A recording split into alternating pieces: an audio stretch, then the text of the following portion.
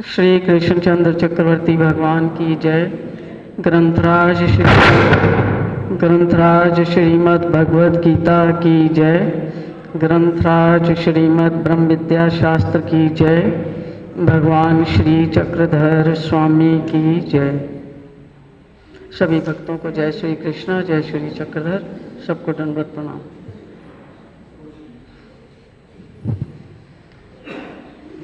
ये ईश्वर भक्ति की किताब सबके पास है? जिनके पास ये ईश्वर भक्ति की किताब है हाथ खड़ा करें। हाँ, सबके पास है। इसमें एक सेक्शन में पांचों अवतारों की लीलाएं दी गई हैं।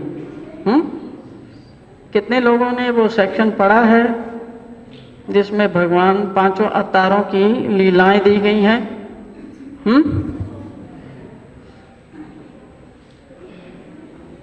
या बाकी लोग काफ़ी थे जिनके पास है वो, लेकिन अगर तुम पढ़ते ही नहीं हो तो फिर वो जो चीज़ है तुम्हारे पास, उसका लाभ क्या हुआ,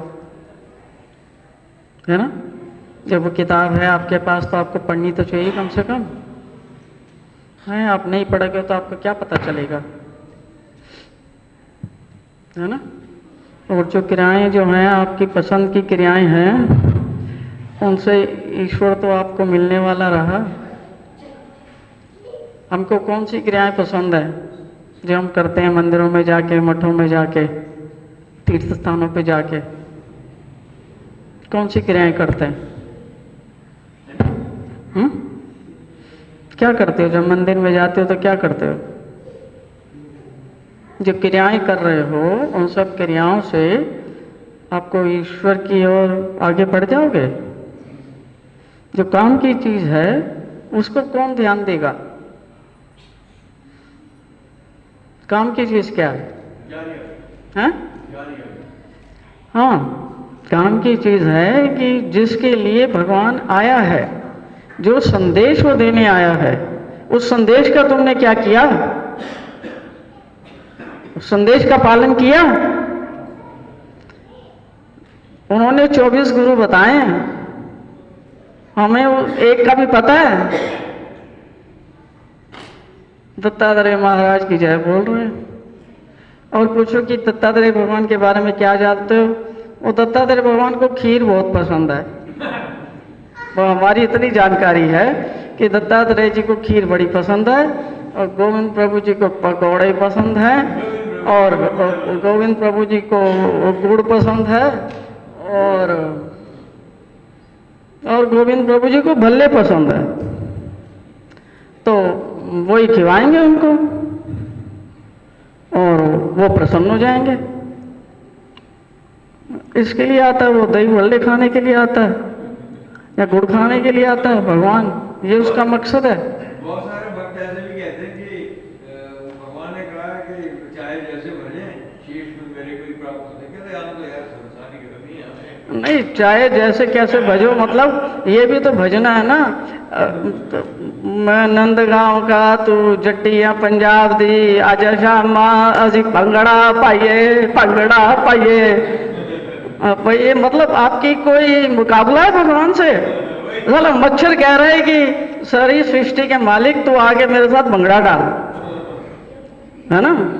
तो इससे भगवान खुश हो जाएंगे। पर अपने मन को खुश कर रहे हैं। ये बात आप लोग सब अपने दिमाग में ये क्लियर कर लो कि भगवान की भक्ति भैया नहीं हो रही। भक्ति किसकी हो रही है? जो आपका मन है ना, उसकी भक्ति हो रही है। मैं तो एक बहुत ऊंची चीज है। मैं के दो मैं हैं। एक मैं है जो नकली मैं है, जो अहंकार है, जो आदमी को नरक में और गर्क में लेके जाता है।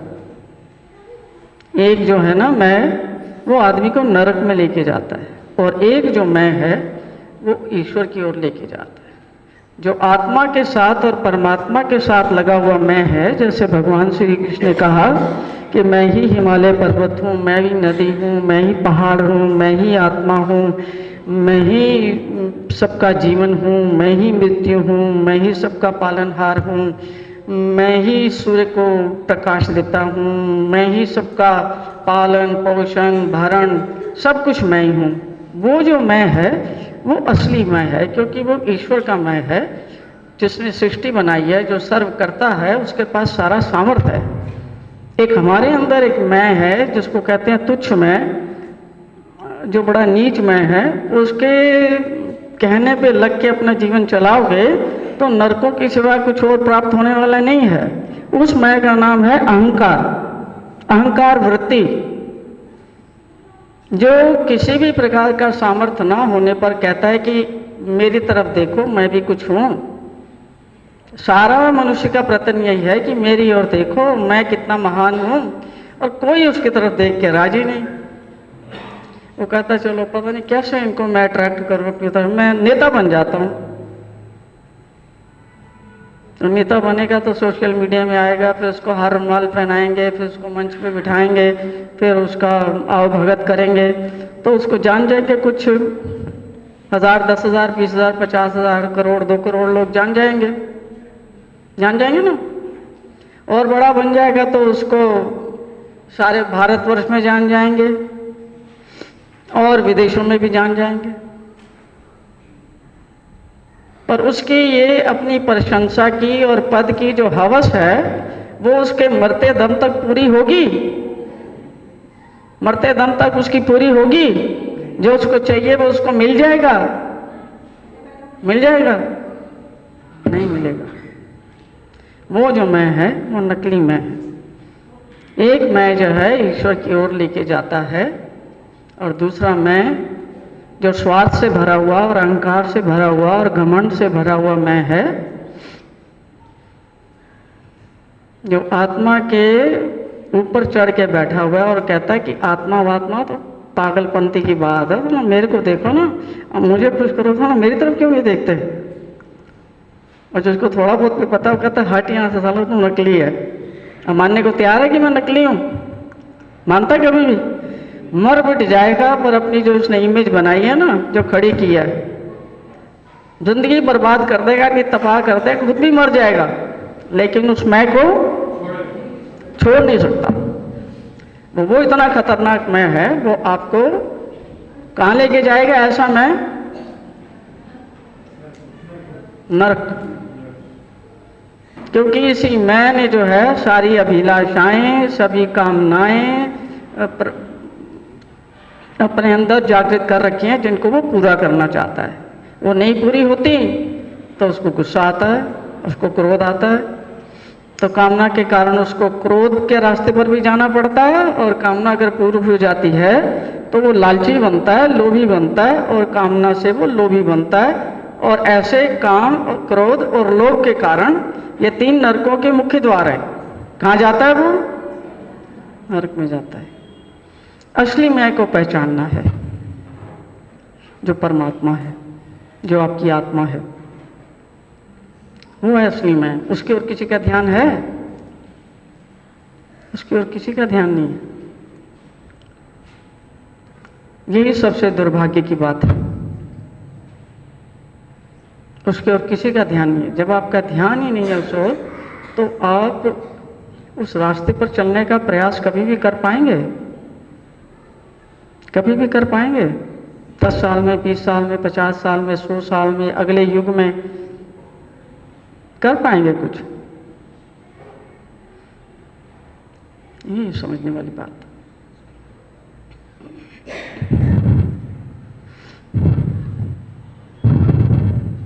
जो किताब आपको दी गई है, इसमें 5 अवतारों के बारे में आप लोग जो जय कृष्णी हैं, जिनकी श्री कृष्ण भगवान में निष्ठा है, उनको कम से कम 5 अवतार जो हमें बताए गए हैं, उनके बारे में तो जानकारी होनी चाहिए ना। जब आपको जानकारी नहीं है, जो उन्होंने कहा वो ही नहीं पता, जो उन्होंने रास्ता दिखाया उसका ही नहीं पता, ज्ञान मार्ग का ही नहीं पता,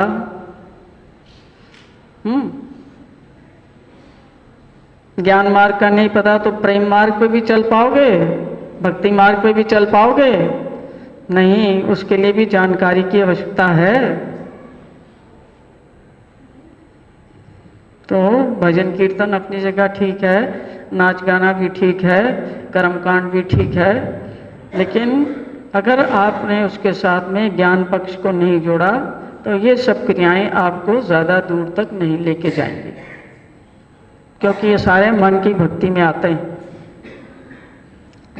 इनसे कौन खुश होता है? भगवान खुश हो रहा है इनसे? हैं? भगवान को क्या भजन सुना के खुश किया जाता है? उसी से खुश होता है? भजन भगवान को कैसा पसंद है? जिसमें हमारे दोषों का वर्णन हो और भगवान की स्तुति का वर्णन हो, जो वास्तविकता है, जो सच्चाई है। पर भजन जो हम गाते हैं वो झूठ से भरे हुए हैं। जो पॉपुलर भजन ढूंढ के लाते हो ना नेट पे से, वो सारे जो हैं भावनाओं से भरे हुए हैं। और भावनाएं कौन सी हैं? उसमें राजस भाव है मुख्य रूप से। उसमें ऐसा कोई सात्विक भाव नहीं है। सात्विक भाव सिर्फ जो मीराबाई है उसके भजनों में सात्विक भाव है। बाकी जो स्टैंडर्ड आप YouTube से या इधर उधर से लोड करके लाते हो, सारे भजन जो हैं वो पता नहीं क्या क्या गाते तुम लोग। मैं तो सुन सुन के पागल होती रहती हूँ। वो ना इन्हें कौन सी ने मार दीनों नी टोना, मतलब भगवान को भी ऐसा बना लिया कि उसको भी टोना लगता है ना? कौन सी ने मार दीनों नी टोना, बेसिकली गलत है, हैं? बेसिकली गलत है। हाँ, पता नहीं और क्या क्या करते हैं, और भी और पता नहीं क्या क्या गाते हैं। वो है काला काला कह रे गुजरी, मत काले काले काले रंग पे मोरनी रुदन करे। अब समझ तो किसी को आती नहीं। जो उसकी गहराई है भजन की वो तो समझ लो। भजन की इस गहराई को क्यों समझता है? उसको तो थाप चाहिए, और थाप के साथ में बॉडी अपने आप हिलती है। उसको कहता थोड़ी अभी हिलो, कहना पड़ता है बॉडी को, अपने आप हिलती है। तो ये तो आपने देखना होगा ना कौन से भजन गाएंगे, है ना? इसलिए भगवान को कहना पड़ा कि जो मुक्तिदायक चीज है, जो आपको बंधनों से काटेगी, जो आपको इस भवजाल से पार उतारेगी, वो मेरा ज्ञान है। अब ज्ञान की बात ऐसी है कि किसी को सूट नहीं करती। तो ज्ञान जानना तो फिर भी वो समझते हैं कि चलो पढ़ लेंगे, कुछ गीता पढ़ लेंगे, कुछ और पढ़ लेंगे तो थोड़ा काम चल जाएगा। पर ज्ञान समझो कि ये एक जैसे प्रिस्क्रिप्शन है कि हमें कोई रोग है और हमारे रोग की, जैसे डॉक्टर लिख के देता ना, एक पर्ची लिखता है ना, भाई ये तुमने परहेज करना है, ये तुमने खाना है, ये तुमने सुबह खाना है, ये दोपहर में खाना है, ये शाम में खाना है, ये रात में खाना है, ये नहीं खाना। उसने पर्ची लिख दी और साथ में उसने दवा दे दी। अब हमारी सोच क्या कहती है कि पर्ची बस ले लो, पर्ची पता होना चाहिए कि क्या है, बाकी दवा खाने खुने का जो काम है ना, वो बड़ा मुश्किल है। किसी तरीके से बिना दवाई खाए ही हम ठीक हो जाएं, उसका सेवन किए बिना ही। दवा का सेवन किए बिना किसी का रोग जाता है? रोग दो ही हैं हमारे, एक हमारे पास अहंकार का रोग है, एक हमारे पास ममता का रोग है। ये दो रोग है। और हम सोचते हैं कि ये जो है ना, किताब में कोई ऐसी चीज पढ़ ली जाए, किताब में कोई ढूंढे, कोई भगवान श्री कृष्ण ने ऐसा कुछ कहा हो जिससे जो है मेरा काम चल जाए और मुझे ये जो करने के लिए कह रहे हैं ना, वो ना करना पड़े। दवा खाए बगैर आपका रोग गायब हो सकता है क्या? रोग मुक्त हो सकते हो क्या? कुछ तो उपचार करना पड़ेगा, चाहे आयुर्वेदिक करो, चाहे होम्योपैथिक करो, चाहे एलोपैथिक करो, चाहे जो भी पैथी तुम्हें आती है उससे करो, पर कुछ उपचार तो करना पड़ेगा, कुछ सुधार तो करना पड़ेगा, कुछ नियम तो पालन करना पड़ेगा, कुछ तो पथ्य पालन करना पड़ेगा ना, कि ये खाना है, ये नहीं खाना, इसको छोड़ दो, ये कर लो, करना पड़ेगा ना। यहाँ वो ऐसा कहता है कुछ भी ना करो, बस ये मेरी दवा खाते जाओ, सब ठीक हो जाएगा। जो तुमको पसंद है वो खाते जाओ, वो सारा कुछ खाते जाओ, बस मेरी दवा साथ में खा लो तो तुम्हारा काम बन जाएगा। होता है ऐसा?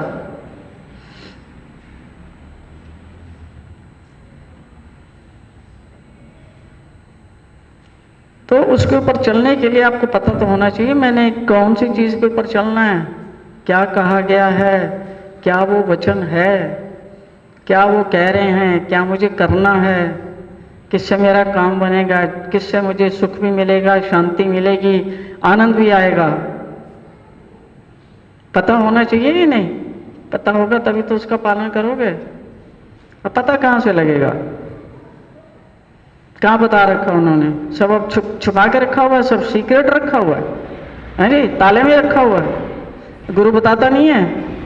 तुम्हारे पास गीता है वो नहीं बताती। कोई चीज तुमसे छुपी हुई है, कोई चीज ऐसी है जो उन्होंने तुम्हें नहीं बताई, जो बतानी चाहिए थी। जब सारी चीज तुम्हारे पास है, जब सारी चीज तुम्हें पता है, तो काम कैसे बनेगा? जो बताया है उन्होंने उसका पालन करने से काम बनेगा। बगैर पालन किए काम बन सकता है? बताओ, नहीं बन सकता। जब तक तुम इस बात का पालन नहीं करते, जो कहा गया है उसका पालन नहीं करते, तब तक आपके जीवन में कुछ भी चीज आपको परमानेंट नहीं मिल सकती।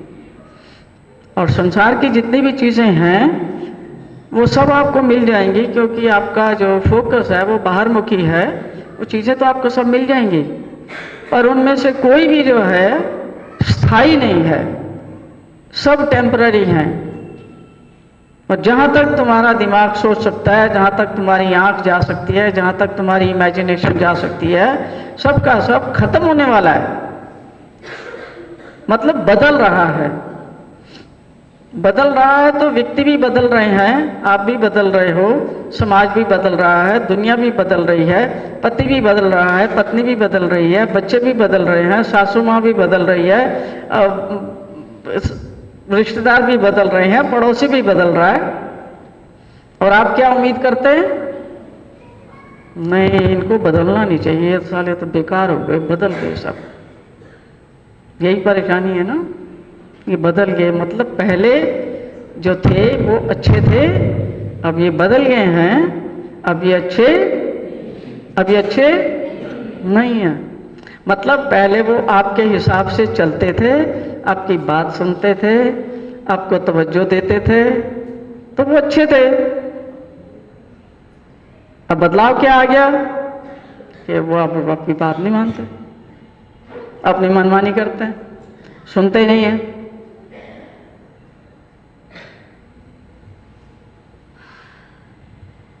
यही है ना मेन तुक का कारण, तो यही है। बॉस तुम्हारी बात सुनता है जो उसको बताते हो? पति सुनता है? वो नहीं सुनता। पत्नी सुनती है?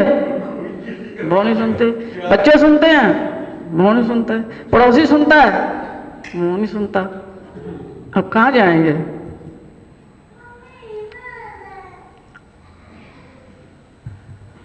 बताओ क्या करोगे? दुखी रहोगे ना। ये मन में अब ये आ गया विचार कि पहले तो ये बड़े अच्छे थे, अब ये बदल गए। तब मनुष्य को ये दिखता है कि मैं बदल गया हूं, उसको खुद दिखता है कि मेरे अंदर कितना बदलाव आ गया, मैं कितना ज्यादा स्वार्थी बन चुका हूं, मैंने कितनी उम्मीदें लगा ली हैं, मैं पहले ऐसा नहीं था, अब मैं ऐसा हो गया हूं। पता लगता है उसको अपने बारे में। उसको ये लगता है कि ये जो सारे लोग हैं ना, वही प्रॉब्लम पैदा कर रहे हैं, यही बदल गए हैं साले ना, अब क्या करूं। कभी सुनते ही नहीं कोई बात, इनको रिस्पेक्ट नहीं है।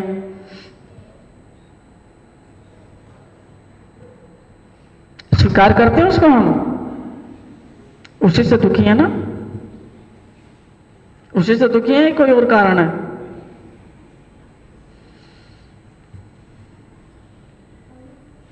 ये जितने भी लोग बैठे हुए हैं, जितने भी लोग आपके जीवन में हैं, वो क्या आपसे मिलने के बाद वैसे बन गए? क्या वो आपसे मिलने के बाद वैसे बने हैं? वैसे ही थे। आपने ही कभी उनकी वो साइड नहीं देखी। वो तो डे वन से वैसे ही थे, पर आपने एक पक्ष देखा। ये मन की यही आदत है कि एट ए टाइम वो एक ही पक्ष देख सकता है। वो दोनों पक्ष जो है ना, फ्लिप साइड, बैक और फ्रंट दोनों नहीं देख सकता, एक ही देखता है। जब शादी करने जाते हैं, लड़की देखने जाते हैं, लड़का ढूंढने जाते हैं, हाँ, तो सारे माँ बाप अपनी तरफ से तो बेस्ट कोशिश करके अपनी सोच समझ के हिसाब से सही लड़के और लड़की के साथ ही तो करते हैं ना उनका निकाह, शादी। कोई भी ऐसा माँ बाप है जो जानते बूझते हुए भी गलत जगह अपने बच्चे को दे देगा? है कोई ऐसा? कोई भी नहीं है ना। तो उन्होंने सब सोच समझ के एक दूसरे के साथ बच्चे की शादी की। अब सबकी शादी साल बाद, 2 साल बाद, 5 साल बाद ठीक चलती है? हैं? ठीक चलती है? यहाँ बच्चे भी कह रहे हैं नहीं चलती। देख रहे हैं ना लक्षण? ठीक चलती है माता पिता की दोनों की, वो इनकी सबकी मुंडियां ऐसे जा रही हैं, ऐसे ऐसे कर रहे हैं बैठ के। नहीं चलती ना। एक का उत्तर दिशा की तरफ है, एक का पूर्व दिशा की तरफ है, एक का दक्षिण दिशा की तरफ है, एक का किसी और दिशा की तरफ है ना।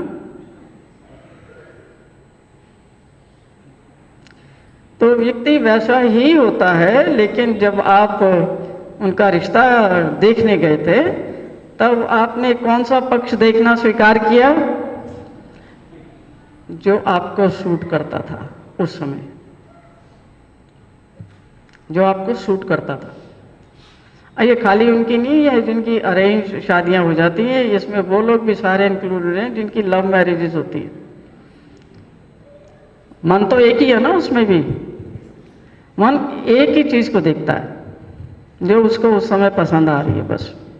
जो उसकी फ्लिप साइड होती है ना, वो नहीं देखता। यहाँ बैठे हैं लव मैरिज वाले बहुत सारे लोग, है ना। उनकी भी हालत बेचारों की ऐसी है, वो कह रही यार ना पहले नहीं पता था। कोई समझाए भी तो समझ नहीं आता हैं? कोई समझाए भी तो समझ नहीं आता। ऐसा है कि ये समस्या आपकी जो है, ये मन के स्वभाव को समझना पड़ता है। और जब तक आप अपने आप को नहीं समझते, आप किसी दूसरे को समझने का सामर्थ्य नहीं है आप में। कैसे समझ पाएंगे किसी दूसरे को? जो आदमी अपने आप को नहीं जानता, अपने विचारों को नहीं समझता, अपनी भावनाओं को नहीं समझता, अपने कौन सी चीज़ उसको परेशान करती है, कौन सी चीज़ उसको अच्छी लगती है, जो अपने बारे में ही नहीं उसको ज्ञान है, तो मुझे बताओ वो किसी दूसरे का ज्ञान रख सकता है? पति का या पत्नी का या बच्चे का या माता का या पिता का रख सकता है क्या? नहीं ना। हमारे पास तो जिंदगी में 2, 4, 5 इंस्टेंस होते हैं और उसको लेके हम कह देते हैं ये आदमी ऐसा है। भाई आपने ये जो निश्चय किया कि ये आदमी ऐसा है, उसका आधार क्या है? अरे एक बार मेरे को मिला था, उसने मेरे साथ ऐसा किया था एक बार, मतलब वो आदमी वैसा ही हो गया? वैसा वो आदमी? वो तो उसकी जो जीवन की किताब है, उसकी 2-4 लाइनें हैं, 1 आध पन्ना है। वो आदमी वैसा थोड़ी है। उस आदमी को आप जानते भी नहीं, है ना। और उसके बारे में आपने बुरे बुरे विचार रख के 10-15 साल आपने उसके बारे में ऐसा ही सोचा और अपने आप को क्या किया? परेशान किया ना। क्योंकि वो व्यक्ति तो वैसा है नहीं। उसका जीवन तो पता नहीं, हर दिन का भी 1 पन्ना लिखा जाए तो उसकी जिंदगी में कितने पन्ने होंगे? इतनी मोटी किताब होगी। और आपको उसमें से उस किताब में से एक पन्ना पता है, और हम कह देते हैं नहीं वो व्यक्ति ही ऐसा है।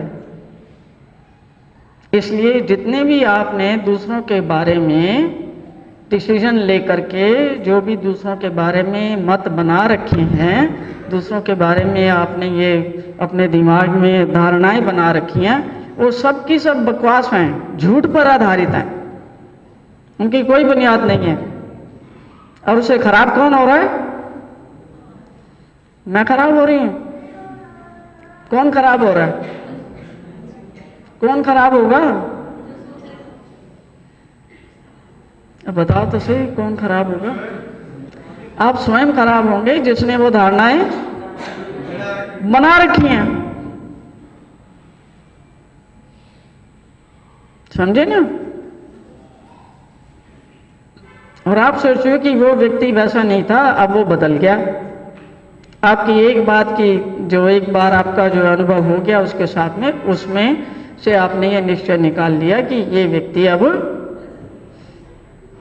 बेकार हो गया मेरे लिए, क्योंकि अब इसको मेरे पर श्रद्धा नहीं है, अभी मेरी बात नहीं सुनता। श्रद्धा का ये मतलब है कि आप उसकी हर बात सुनो, बात तो वो सुननी चाहिए जो सत्य है, तब आपका फायदा होगा।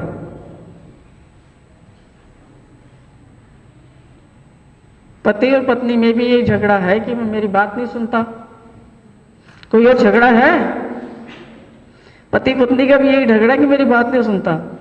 अब ये नहीं समझते कि क्यों सुनी जाए आपकी बात,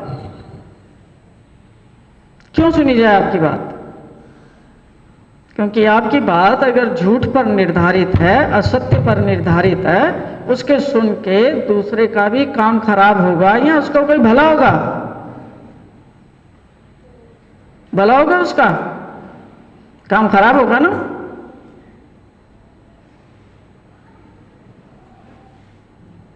तो जब तक आप सत्य के साथ खड़े हुए हैं, आपको अगर दोनों का भला करना है तो उस बात को सुनो जो बात सत्य के साथ सही उतरती है,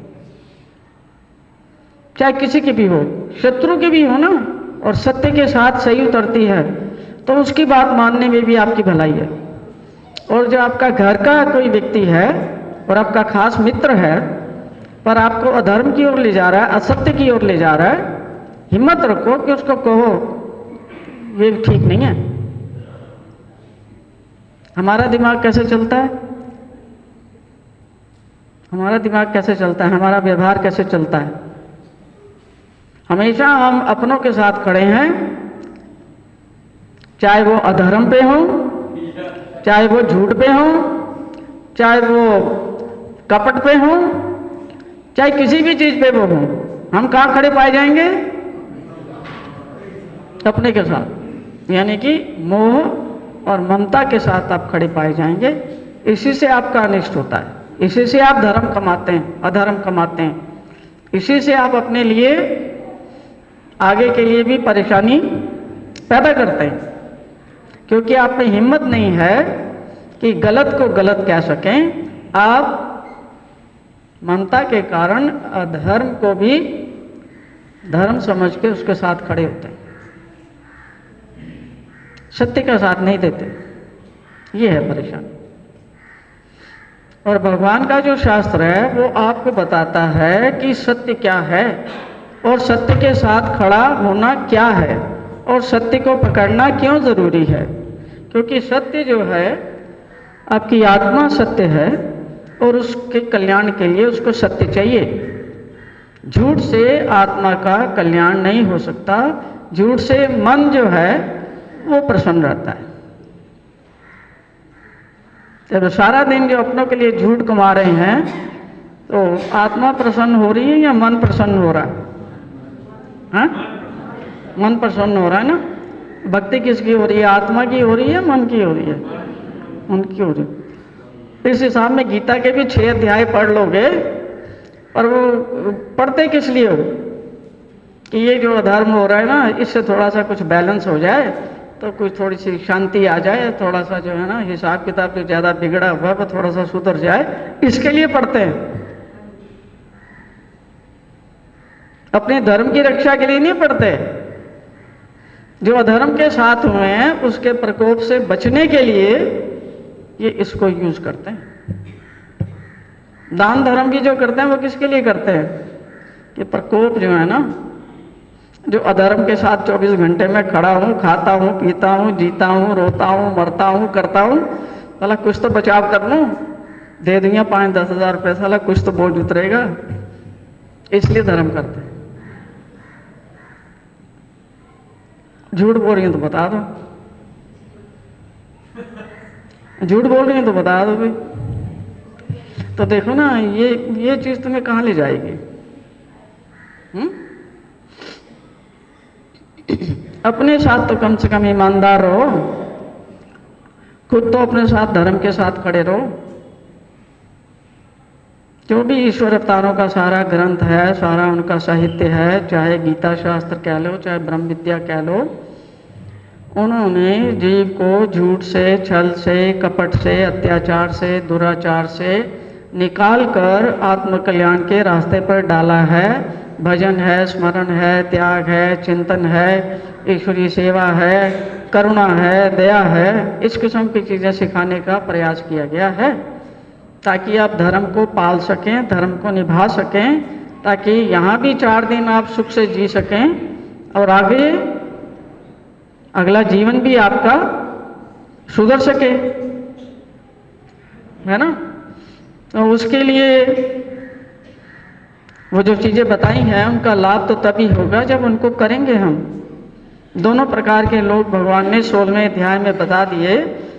2 किस्म के लोग हैं, एक मनमाना आचरण करते हैं और एक मेरे बताए हुए रास्ते पर चलते हैं। और कुछ ऐसे भी हैं जिनकी शुरुआत तो धर्म से होती है, लेकिन धर्म में रहकर भी वो करते मन की भक्ति हैं। वो धर्म के साथ नहीं खड़े होते, वो अपनों के साथ खड़े होते हैं, समाज के साथ खड़े होते हैं, परिवार के साथ खड़े होते हैं, अधर्म का साथ देते हैं। नाम ले रखा है, आत्मकल्याण के रास्ते पर हैं, लेकिन हिम्मत नहीं है कि उसमें से बाहर निकल के धर्म को पकड़ सकें। और कोई विरला होता है जो धर्म को पकड़ता है, धर्म को पकड़ के जो रास्ता भगवान ने बताया है उस रास्ते पर चलने का प्रयास करता है। मैंने आपको पहले भी बताया था, 16वें अध्याय के बारे में बताया था कि उसको जाके आप पढ़ो तो आपको पता लग जाएगा। एक लिस्ट बनाओ कि इसमें कौन कौन से लक्षण हैं देवी प्रकृति के लोगों के, कौन कौन से लक्षण हैं आसुरी प्रवृत्ति के लोगों के, और उसमें देखो कि आप कहाँ खड़े हो, तो साफ पता लग जाएगा। और दोनों का भगवान ने क्लियर निर्णय दे दिया कि अगर आसुरी प्रवृत्ति के लक्षण हैं और आसुरी प्रवृत्ति के कार्य करते हैं तो गति क्या होगी, आगे जाके कहाँ तक पहुंचोगे। बताया या नहीं बताया, या कुछ चीजें छुपा के रखी हुई हैं? बताया ही है 16वें अध्याय में, नहीं? ये जो देवी प्रकृति के लोग होते हैं उनमें से मेरे भक्त निकल के आते हैं। और खाली वही नहीं बताया, आगे भक्त के लक्षण भी बताए हैं। मेरा भक्त कैसा होता है, ताकि आपको कोई ये ना गलत फहमी हो जाए और कोई आपको बेवकूफ़ बनाए कि भक्त वैसा होता है। उन्होंने ही खुद बता दिया कि मुझे कौन सा भक्त प्रिय है। बताया ही नहीं बताया, भक्त के लक्षण बताए हैं, बताया है कि कौन सा भक्त मुझे प्रिय है, भक्त का लक्षण क्या है, सारी चीजें बता दी। ज्ञान का लक्षण बता दिया। अब कैसे पहचानोगे किसी को ज्ञान है, वो ज्ञान का लक्षण बता दिया कि वो ऐसा होगा वो व्यक्ति।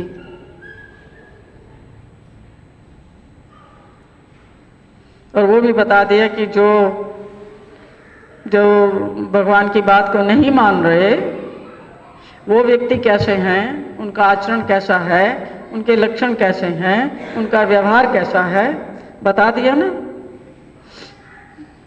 16वां अध्याय पढ़ रखा है ना सबने।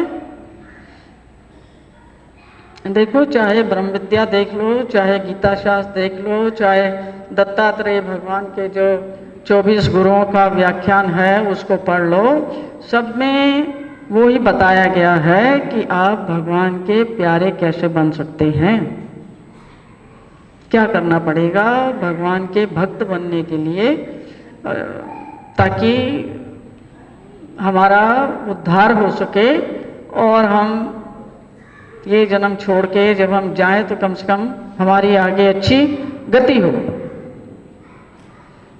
जो कुछ हमने इस जीवन में प्राप्त किया है,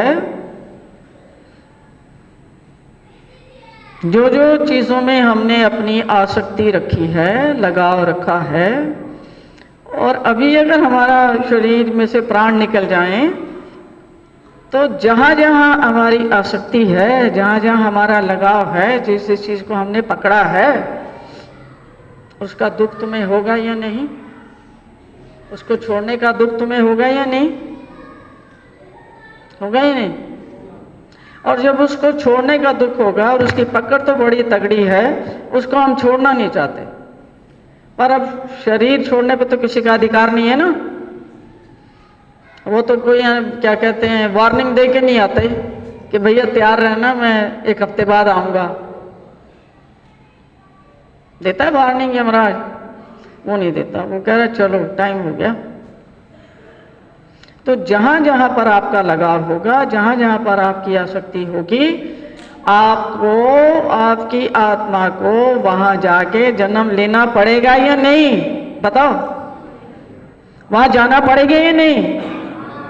जाना पड़ेगा, क्योंकि आप वहां जाना चाहते हैं, क्योंकि आपकी पकड़ बनी हुई है, क्योंकि आपका वहां पर लगाव है। जहां जहां आपने अपने आप को लगा रखा है, जहां जहां आप अपने आप को बांध रखा है, वहीं वहीं पर निश्चित रूप से आपको जाना पड़ेगा। संसार के साथ लगाव रख रखा है तो संसार में आना पड़ेगा। भगवान के साथ लगाव रख रखा है तो आप निश्चित रूप से भगवान के पास जाओगे। उसमें किसी भी किस्म का कोई फेर नहीं है, 1% भी उसमें कोई ऐसी बात नहीं है कि आप वहां नहीं जाओगे। भगवान ने भी कह रखा है कि अंत काल में जो जीव मेरा स्मरण करता हुआ अपने प्राण त्यागता है, वो निश्चित रूप से मेरे पास ही आता है, इसमें तिल मात्र भी संशय नहीं है ना। अब वो जो सच्चाई है वो तो हर एक व्यक्ति जानता है ना।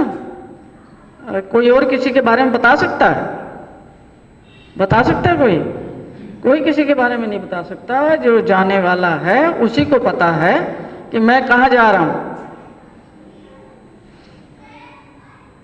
तो ये जो धर्म की जो मार्ग है, धर्म का जो मार्ग है, जो साधना है, ये सीरियस बिजनेस है। इसमें ये देखना पड़ता है कि आपको क्या चाहिए, आपको संसार चाहिए या आपको भगवान चाहिए। अब ये तो नहीं हो सकता कि यहाँ पर आप आए और दिखाएं कि आपको भगवान चाहिए जबकि चाहिए आपको संसार। सारी प्रार्थनाएं तो होती है ना, मेरे बच्चे के लिए, मेरे पति के लिए, मेरी माँ के लिए, मेरी बहन के लिए, मेरे जॉब के लिए, मेरे फलाने के लिए, मेरे उसके लिए। आ रहा है समझ, है ना? तो प्रार्थना आप उनके लिए कर भी सकते हो, कोई ऐसी बात नहीं है, क्योंकि आपके इष्ट हैं, आपके भगवान हैं, आप उनसे सबके लिए प्रार्थना कर सकते हो। पर आपने अपने बारे में तो ये प्रार्थना तो अलग से करनी पड़ेगी ना कि प्रभु मुझे तो केवल आप चाहिए।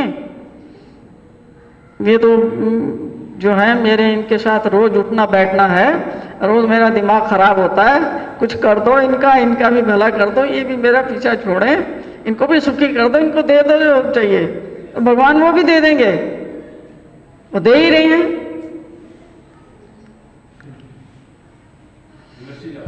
एक आदमी तो क्लियर होना चाहिए ना अपने दिमाग में कि एक आदमी तो धर्म के रास्ते पे चलना चाहिए ना, एक आदमी तो स्ट्रेट होना चाहिए ना पूरे परिवार में, जो अपने लिए भी प्रार्थना करे और औरों के लिए भी करे, है ना? और ये तो इंडिविजुअल चीज़ है कि जिस जिस चीज़ का आपको विचार रहेगा, अंत समय में जो मति होती है वैसी ही गति होती है। जैसी मति यानी कि जैसे जैसे विचार हैं ना इसमें जो चलते रहते हैं। जो एक वो बुजुर्ग सुनाया करते थे कोई बात, एक आदमी मीट खाता था रोज, हर रोज खाता था, गोश्त पका के ना उसको हांडी वांडी बना के खाता था। अब वो उसका मरने का टाइम आ गया, डॉक्टर ने उसको दवाइयाँ वगैरह दे रखी और वहाँ 4-5 घर छोड़ के कोई बना रहा होगा कुछ, तो वो बिस्तर पे लेटा हुआ मरने की तैयारी में कह रहे यार देखो ना चाची बनवा रही है, वहाँ से लिया जरा एक कटोरा भर के लिया खा लूँ। अब वो कटोरा तो लिया है वहाँ से भर के, तो बेचारा खा नहीं पाया। अब उसकी गति आप बता दो कहाँ होने वाली है, इसमें कोई मंत्र पढ़ने पड़ेंगे या इसमें कोई हिसाब लगाना पड़ेगा? हैं? उसी में जाएगा, उसको वही पसंद है। तो कई लोग हैं वो अपना वो बताते हैं जी, वो जो है ना बड़े बूढ़े, वो पड़े हुए बिस्तर पे, साला 6 महीने हो गए, 8 महीने हो गए, वो कह रहे हैं उनका पोता गया हुआ बेंगलुरु में, जब तक पोता ना आएगा तब तक ना जाएंगे, डटे पड़े हैं। अस्पताल वाले कह रहे हैं ले जाओ भैया इनको घर ले जाओ, इनकी सेवा करो। अब वो जो डटा पड़ा है पोते के लिए, कहाँ जाएगा वो? अब उसी के घर में जाने वाला है, उसी घर में जाएगा। किसी का जो है ध्यान उसमें रह गया, यार अपनी पत्नी से छुपा के पैसे रखे थे कहीं 20-25 लाख, उस वाला इसको बताया नहीं, अभी मर गया तो क्या होगा, फिर तो वो उसी के पास रह जाएगा, अब उसको बता दूं। और फिर सोचता हो सकता मैं जी जाऊं, भेद खुल जाएगा अब क्या करूं तो अब इस बीच में बेचारे की मृत्यु हो गई। अब वो कहाँ जाएगा बताओ? जो धन के पीछे दीवाना हो रखा है और आखिर समय में उसको धन की चिंता होती है, ख्याल आ जाता है और वही उसकी मति बन जाती है उस तरफ की, तो वो उसी घर में जहाँ उसका धन पड़ा हुआ उसके इर्द गिर्द घूमेगा वो, चाहे मनुष्य बन के आएगा, चाहे छिपकली बन के आएगा, चाहे सांप बन के आएगा, चाहे बिच्छू बन के आएगा, और कोई भी उस धन को हाथ लगाएगा वो कह रहे नहीं ये सांप ने काट खाया अरे सांप क्यों काट खा रहा है, क्यों मर रहा है आदमी? वो कह रहा था धन मेरा है, वहां क्या इसको खाने के लिए, मैंने कमाया इतनी मुश्किल से, जो भी आएगा।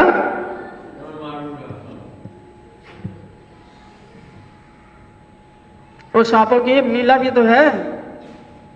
और खेतों का सांपों का बड़ा जबरदस्त कोई लफड़ा था, 2 बड़े बड़े कोई परिवार के जैसे मुखिया होते हैं ना, आपस में कोई वैर विरोध हो गया किसी बात पे, जमीनों पे, तो और दोनों मर गए और दोनों सांप बन गए। और ये भिंगार नाम का एक स्थान है महाराष्ट्र में, वहाँ की लीला है। एक दिन भगवान उस मंदिर में गए थे, तो भगवान वहाँ ओटे पे ऐसे लेटे पड़े थे, वो दोनों आके भगवान की छाती पे गिरे, लड़ते लड़ते आपस में गुत्थम गुत्था हुए दोनों, उनकी छाती पे गिर गया आके। और भगवान को तो पता ही है कि ये जो पहले सांप बने हुए ये तो जबरदस्त कलेश है आपस में, और इनके वो तो सर्वज्ञ जो है ईश्वर होता है, जो सर्वंतर्यामी होता है, अवतार भी लेके आता है ना, उसको सब चीज़ों का ज्ञान होता है, हमारे कर्मों का, लेपों का, सब चीज़ का ज्ञान होता है, भूत का, भविष्य का, वर्तमान का, सबका ज्ञान होता है। तो भगवान ने जान लिया कि ये जो हैं इनके सारे झगड़े थे जमीनों के, उसने उसकी ज़मीनें ले रखी थी और उसने उसकी ज़मीनें ले रखी थी। मैंने कहा साला ये तो जब तक जिंदा थे तब भी लड़ मर रहे थे, अब मर गए, अब दुश्मनी कायम है। तो ऐसे ऐसे गिरे ना भगवान के ऊपर, ये इसका एरिया था और इधर वाला दूसरे का एरिया था। तो भगवान ने जो इधर से आया था उसको भेज दो, जा बेटा ये सब जमीनें अब तेरी होगी, चल। अब जो उधर से आया था उसको इधर फेंक दिया, जा भाई जब लड़ाई खत्म करो, ये सब जमीनें तुम्हारी हैं। अब जमीन को लेके भी तो क्या करेंगे, उन्होंने तो मट्टी में ही डोलना है कहीं। पर मानसिकता देखो, मानसिकता की पकड़ देखो कि दुर्गति कहां तक हो रही है। देख रहे हैं, ऐसे ये योनियां हैं। जो जो चीज हम पकड़ना चाहते हैं, जो जो चीज हमें पसंद है, जो जो कर्म हम करते हैं, उसके हिसाब से ही ये 84 लाख जो हैं डिफरेंट कर्म हैं, डिफरेंट वृत्तियों के हिसाब से कर्म बने पड़े हैं, जिसके हिसाब से योनियां मनुष्य को मिलती हैं। तो सभी अवतारों का यही मत है कि आप अधर्म को छोड़ के धर्म के रास्ते पर चलो, झूठ को छोड़कर सत्य के रास्ते पर चलो, नश्वर को छोड़ के शाश्वत के रास्ते पर चलो, कल्याण के रास्ते पर चलो, अपने भी कल्याण की कामना करो और सबके कल्याण की कामना करो। सबके प्रति करुणा का भाव, दया का भाव, त्याग, ये सब चीजें जो हैं, यहाँ जो जैसे 400-500 साल पहले जो लोग होते थे वो थोड़े सात्विक वृत्तियां उनमें ज्यादा थी, है ना, सब्र वाले लोग थे, इतना लड़ाई झगड़ा और कला क्लेश नहीं होता था, जितनी इनकी मानसिकता दूषित नहीं थी। और अभी पिछले 50 सालों से जो इसका हिसाब किताब है ना, बहुत ज्यादा बढ़ गया है। आप घरों में ही देख रहे हो कि आपके बच्चे आपसे कैसे बात करते हैं, आपसे छोटे आपसे कैसे बात करते हैं, आपसे बड़े आपसे कैसे बात करते हैं, उनके दिल में जो इज्जत है, जो बात करने का सलीका है, सारी चीज़ों में कितना अंतर आ गया ना। ये उसकी गिरावट का ही लक्षण है, कलयुग की गिरावट का लक्षण। तो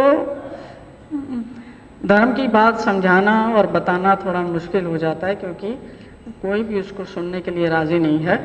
पर आप लोग यहाँ बैठे हुए कम से कम सुन रहे हैं, तो उससे ही थोड़ी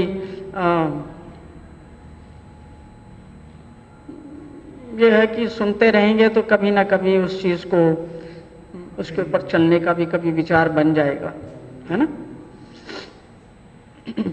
इसलिए सुनना, पढ़ना, लिखना, सोचना, विचार करना और फिर उसके ऊपर चलना, ये सब चीज़ें ऐसे आप शास्त्र में आगे बढ़ते हैं। पहले उसको आप पहले सुनेंगे, फिर इसको देखेंगे, प्रत्यक्ष अनुभव करेंगे, फिर उसको लिखेंगे, लिख के ऊपर विचार करेंगे, विचार करने के बाद किसी से बात करेंगे, फिर अपना निर्णय बनाएंगे, फिर आगे बढ़ेंगे।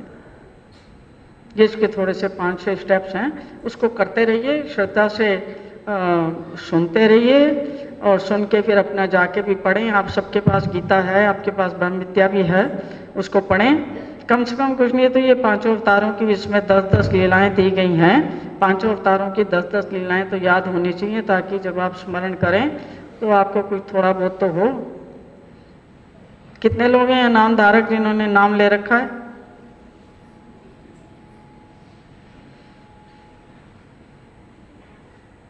फेरते हो भगवान की कुछ माला वाला? कितने लोग माला फेरते हैं? हाथ खड़ा करें। और कितने लोग गीता पढ़ते हैं?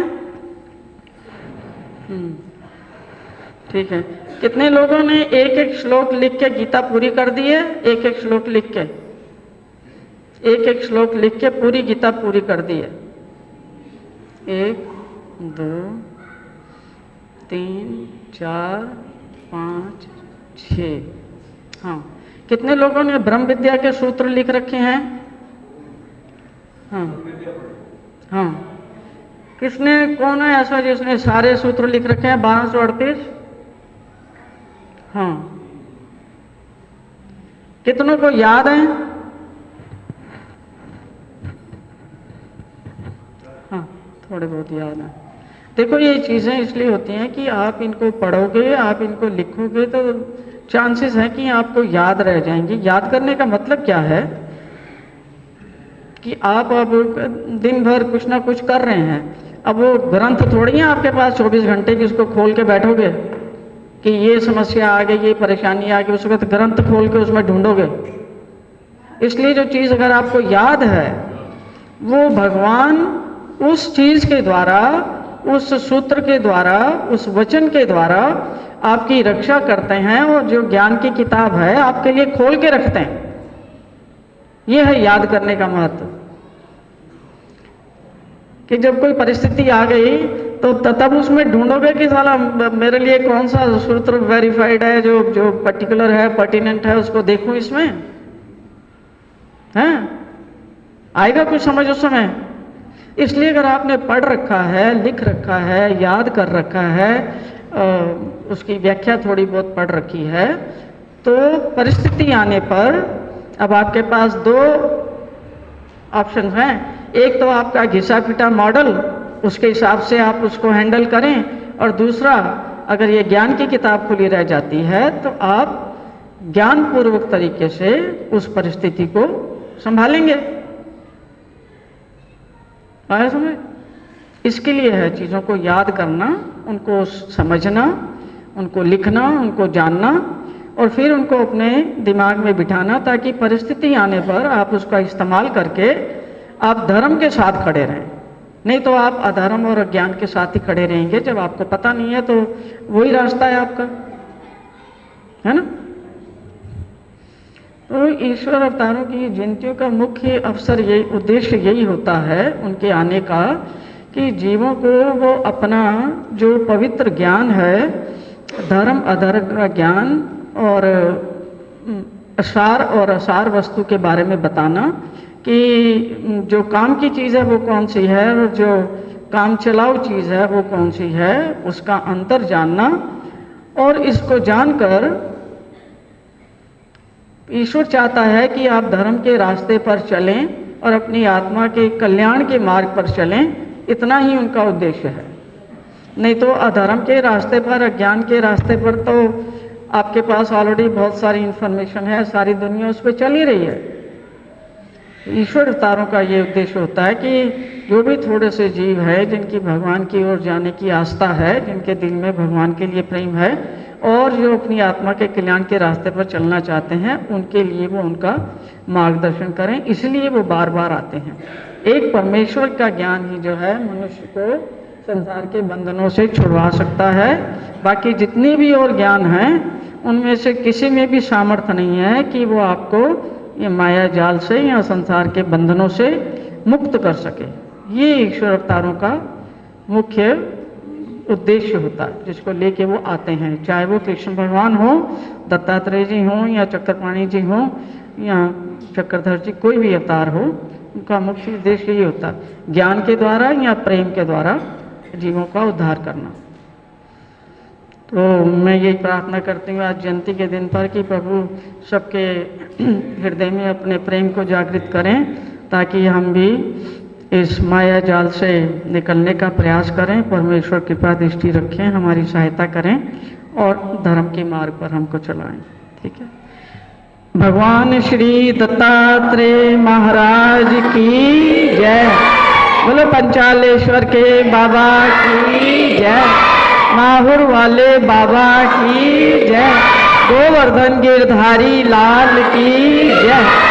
श्री वृंदावन बिहारी लाल की जय। गौर बंसी वाले की जय। बोल मेरे प्यारे की जय। सबको जय श्री कृष्ण, जय श्री चक्रधर, प्रणाम।